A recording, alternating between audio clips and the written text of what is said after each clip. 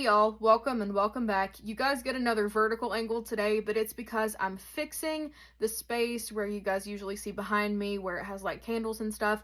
We actually went to At Home and bought some pretty cool stuff today, so it's gonna look really cool the next time, I promise. Hopefully, you might be getting this angle one more time, but the content's staying the same, so it's fine. It'll be fine. Anyways, today I am back to read more of your own scary stories back to you today, and if you have any you would like for me to read, please send them to that email in the description. I feel a hair on my lip. One day I was in the kitchen home alone with my dog, and I hear, "Hey Gizzy," and then a click sound that someone would make when calling a dog, and it was a whisper. Right after this happened, he got up and walked away, so I was assuming my dog heard it too. Another time, I was in the bathroom getting changed, and I hear the door open, so I call out to my mom, and no response. Then I hear the front door close again, so I call out again, and nothing, but I heard footsteps. Another story. This one needs some context. My cat is really fat, so I can hear him coming up the stairs, but I heard something walking up the basement stairs that are made of wood. I was also home alone for this one, so I got up to check, and it wasn't my cat. He was sitting on top of the couch behind me. Ugh! I hate the thought of something calling for one of my pets. I don't like that thought at all. Alright, so far everyone has sent in multiple stories, which I love, and this one's no exception, so let's get into it. I've dabbled in the Ouija board quite a bit, and I played it almost every weekend of the summer of 22. It was very active, and I enjoyed it almost like a hobby. Stupid, I know. But one night, the other person that I was sitting with was on the floor playing, candles around us, and our drinks. The Ouija board planchette flew up and off the board, our drinks tipped over, and the candles went out. I thought that was extremely terrifying, but so fun at the same time. That's the most significant story from the Ouija board. You know, I also had an instance too where I had a planchette fly off the Ouija board. It did fly off and try to hit my husband. It did do that. Did he deserve it? Yes. 100% he did. You did deserve it. He's giggling over here beside of me. You did deserve it. You did. I would have done the same thing if I was that demon. I really would have. He was not nice. He deserved it. Alright, here's another story they sent. I was with my friend a lot in December of 22. Let's call her Emily. Emily and I were into Sam and Colby big time around this time. We would binge their videos all throughout the night. Well, one night while Emily was staying at my house, I woke up at 3:33 in the morning and saw that she was awake. I asked her why she was awake, and she told me that she was scared.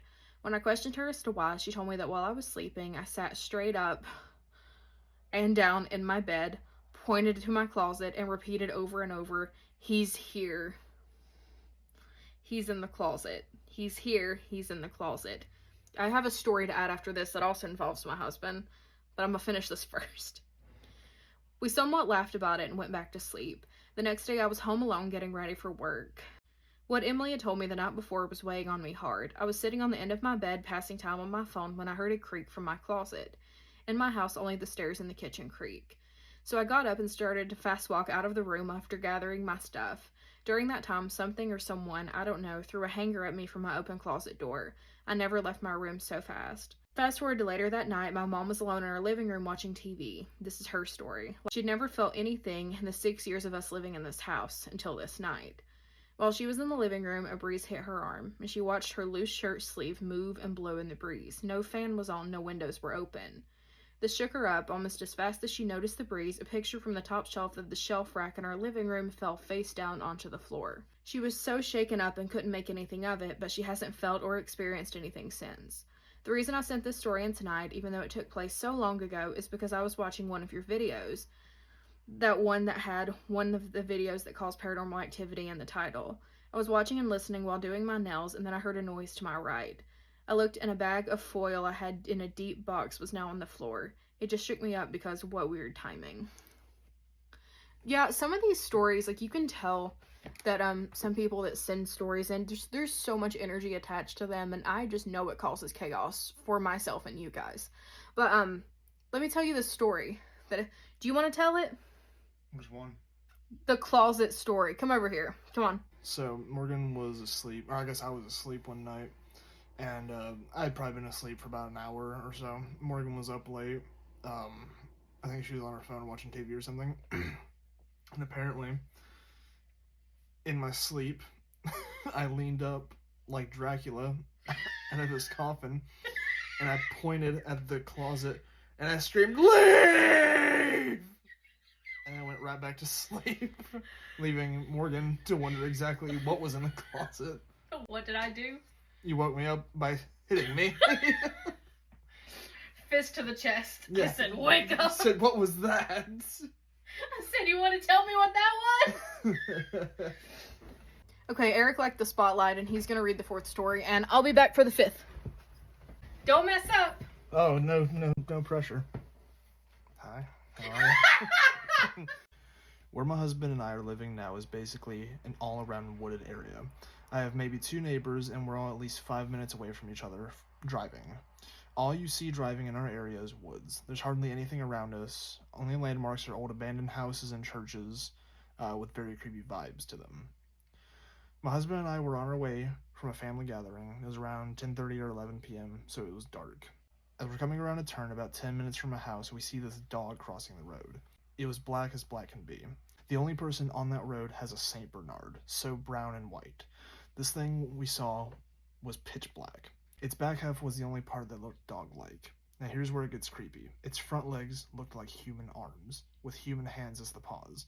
The best way we could describe its head was that of a pug, but its mouth went past its ears and had huge sharp teeth, like long needle-looking teeth. My husband and I immediately looked at each other like, you saw that, right? We didn't say another word until we got on our road. We started feeling like we were being watched all around, and we could smell like something was dead. We didn't smell that when we left a couple hours earlier. Once we got to the house, we ran in and locked the doors and the windows. I couldn't stop feeling nauseous for about 3 hours past. We kept seeing a tall, lanky figure outside, and anytime we passed the window, it was there. We kept hearing faint whistling until the next morning. We haven't seen it since then, but I feel uneasy going outside when the sun starts setting. What are your thoughts? What are your thoughts? I think they saw a shapeshifter. Think so? Yeah, definitely. That's what it sounds like to me. Like it was trying its best to look a certain way, but mixing it up. There's a shapeshifter going through its rebellious face. I'm gonna have human hands and poke me. You're not even talking to the camera, you're talking. Don't sling your head around like that. And he's just staring menacingly. Nobody, this wolf. Human hands. You didn't add the last part. What's that? The last part of Eric's story. I must have missed it, I'm sorry. Edit. As I'm working on submitting this, an empty water jug just tossed across my kitchen. LOL. Yeah, it seems like you got something's attention that shapeshifts. I would put up some... If you have anything iron, I would put that around your property. Maybe cleanse the inside of your house and then line your windows with some black salt. Because, yeah, it sounds like you got something's attention. Alright, the final story is a Hat Man story. My makeup looks... I was over there crying because you had me cracking up. I don't know if it's really a story, but sort of. When I was younger, like 4 to 5, I lived in a very old and very haunted house. My mom and I both felt something was off about it. The energy was terrible, and you just always had this sense of someone watching. Additionally, during that time, I was going through some extreme mistreatment. This might be relevant since I've heard the Hat Man appears to those with trauma. Anyways, around this time we moved into the house, I started to see a Hat Man. He would just chill in the corner of my room and watch me. I slept with my mom at the time and was terrified of the dark and being alone in it. I'd be awake while my mom was asleep and just see him watching. At first I was freaked out, but after some time it became comforting knowing he was at least there with me and he never seemed to have any malicious intent. At around the age of 10, we moved to a new house, and due to some life events, that mistreatment ended, and I started seeing the Hat Man less and less. He still showed up when I was having a particularly scary night or a hard day, but it wasn't every night now. Eventually, he completely stopped showing up, and I haven't seen him since. Years later, I saw a YouTube video describing the Hat Man, and I was surprised to find out that not only was I not imagining things as a kid, but other people have seen him too. Another thing I think is funny is the resemblance that he bears to the neighborhood watch sign.